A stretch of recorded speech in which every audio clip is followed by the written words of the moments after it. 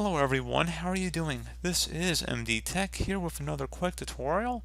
In today's tutorial, I'm going to show you guys how to go about clearing a mapped network drive cache on your Windows 10 computer. So this should be a pretty straightforward process here, guys, and without further ado, let's go ahead and jump straight into it. So all you need to know is the drive in which the mapped drive is on. So once you know that, we're going to go ahead and just copy a command I have in the description of the video and open up a notepad file. So I'm going to paste the command I'm going to have in the description of the video directly into this notepad file here. In my case, my drive is on the E drive, the drive that is mapped.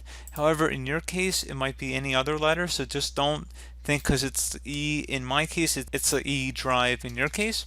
So just make sure you have that understanding. So just copy it in here, and then if you have to make any changes, you can.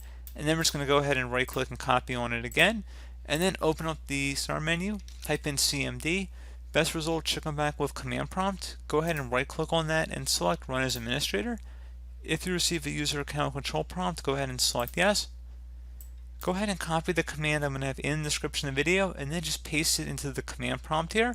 So just right click on the top bar of the command prompt window, select edit, and then select paste to paste it in. So the reason it's not actually even recognized in my case, I do have an E drive on here, it's because it's not actually a mapped network drive. So that's why, but pretty straightforward process here, guys, if you did have one, if you did actually have a network drive. So like I said, pretty straightforward. Do hope that I was able to help you out, and I do look forward to catching you all in the next tutorial. Goodbye.